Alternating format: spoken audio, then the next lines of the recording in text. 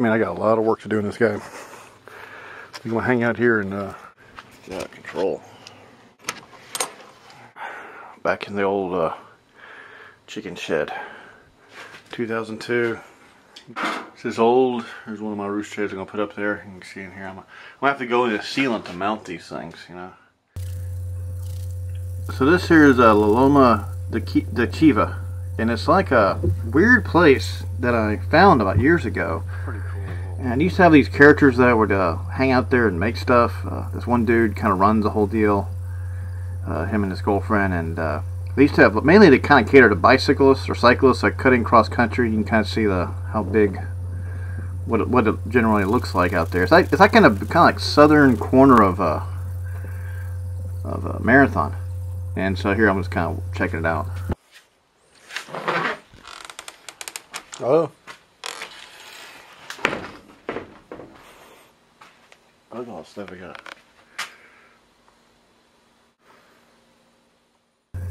And here's a painting I sold to him, along with one of Scruffy's little puppets that she made. You can check out the interior of this thing.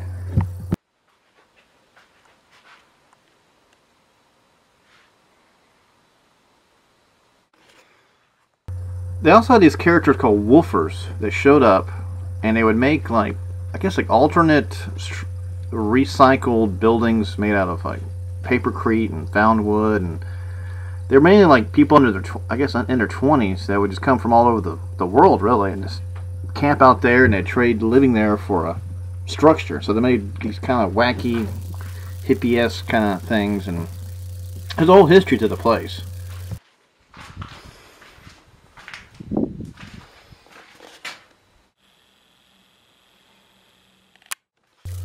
You know, this goes up to like a hot tub, or some kind of like, there's like a giant barrel here, like a little wine bottle in it. But I think they used that to like make it was like a I don't know, like a hot tub or something. I don't know what it was, like a bathing place. You can kind of check it out, what it looks like around there. They had crazy little sculptures like this, or mobile, or I don't know what you call it, alternate art structures. This is like on this platform, and you can walk around and check it out.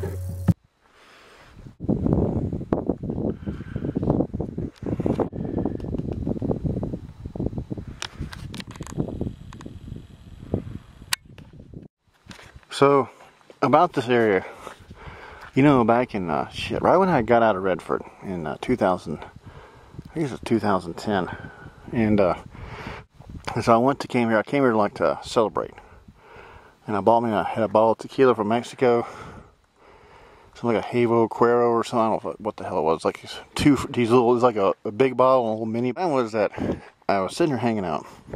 I'm gonna have to get another beer for this one. I had just walked right over here, and there was this guy that walked up to me. He looked like, I don't know who he looked like. He had a white beard, skinny, maybe in his mid-50s, a real tan. He looked like I figured he was some bicycler or something like that, traveler. Someone had some, he's on some grant somewhere doing something scholarly, but we started chatting. And we started talking about like, he didn't want to drink any of the tequila. So then, but I was taking sips of it. So then all of a sudden, he wanted to drink some more of it. He wanted to drink some of it. So we started drinking. And what happened was, so basically, we were sitting there doing this. He started getting more loud and more animated, and I started realizing, well, this guy's not some architect or anything like that. He's just he's some drifter, because this place is like a youth hostel, And they have all kind of characters in here. So the guy was drinking and stuff. He first started with sips, and then eventually turned into mild swigs, and he's getting more louder, more animated, and he started telling me he's gotten out of prison after serving about a 20-year term or something. Who knows. And he was just cutting across country to get to Alabama, and he was really intense character, and so he was getting more animated and more out there, What the hell? So we're sitting there drinking and stuff, and he just gets, just explosive. But it's funny, because I thought, like he's just telling me a fun story, a lively story about his dad or his parents or his sister or something like that. And it just got more and more weirder. So to go over this place here, and we have to realize that these two buildings here you keep looking at, That's a sweat lodge. You go in there to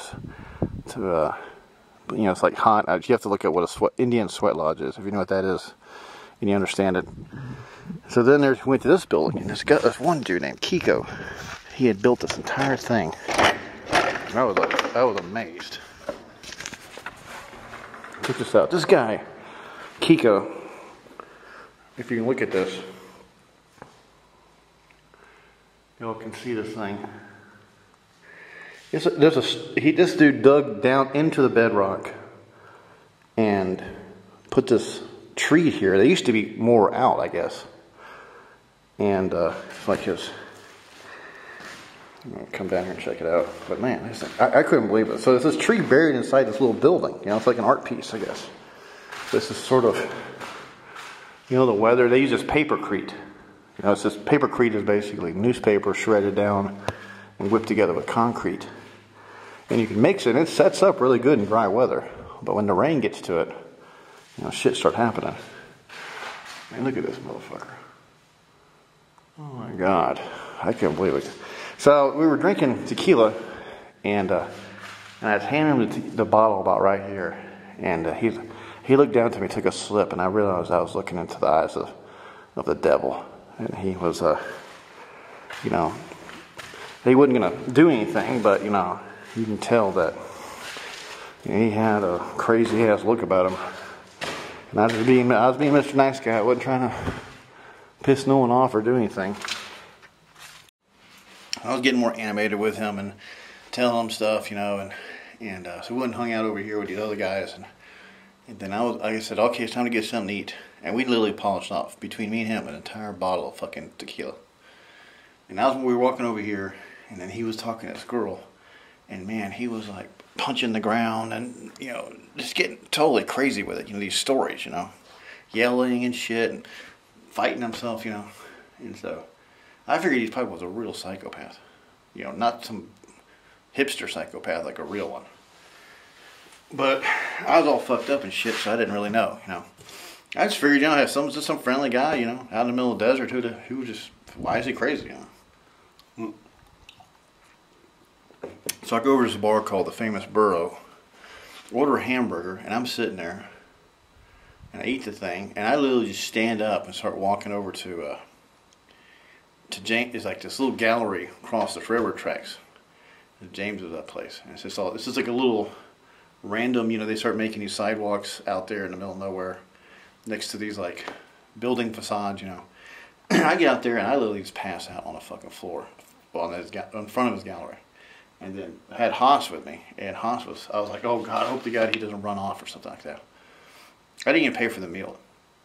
I just got up and walked over there, and then my head was spinning. It's like tequila. Well, it feels really great after a while, but all of a sudden, bam! It's like a fucking freight train. It'll run over your ass like you wouldn't believe. The cops everywhere, and so I was like worried to death that there's something like I was gonna nail with a PI, you know, or something like that. You see some guy passed out on the side of the road, something like that, you know. Oh, he's just drunk, you know. You'd take your ass to jail or something. It's about right here.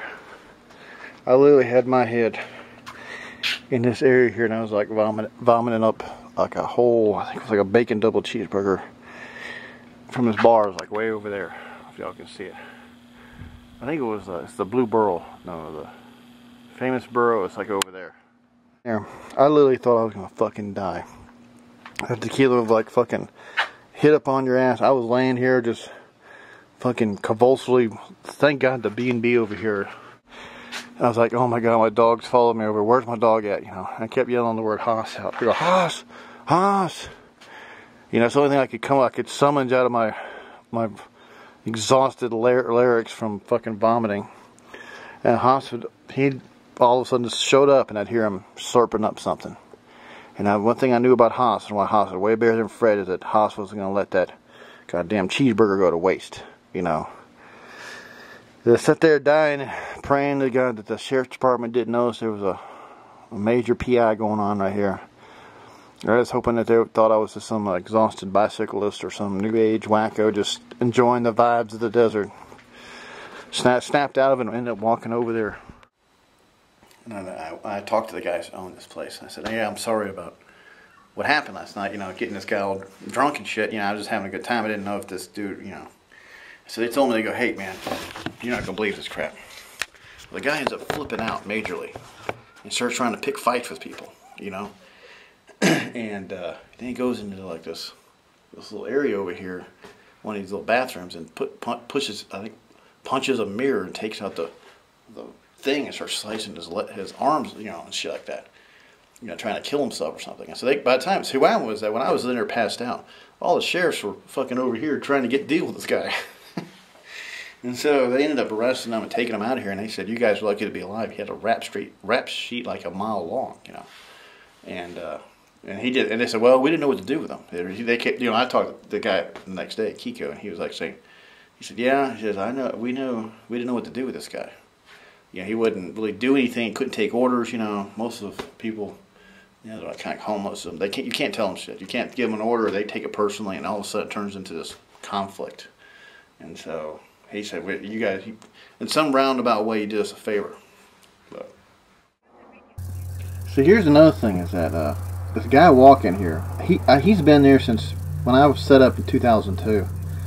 I guess he's like a schizophrenic, and he just walks up and down that road, and I don't know, he's like this one consistent fixture of marathon. Hey, and that's the house right there. That's where I shot the Larry video. Yes, it's finally done. Here it is, all the work. I repainted the whole thing, redid this new design I like on it, and check it out. If you can see it. Here's the rubies right here.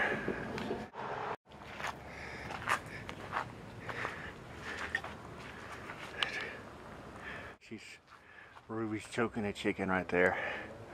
A warning to everybody in the Big Bend. The mission's complete. There it is.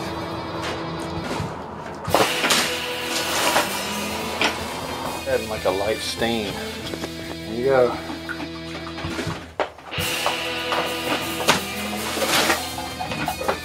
There goes one. Alright, here the whole fucking place is collapsing.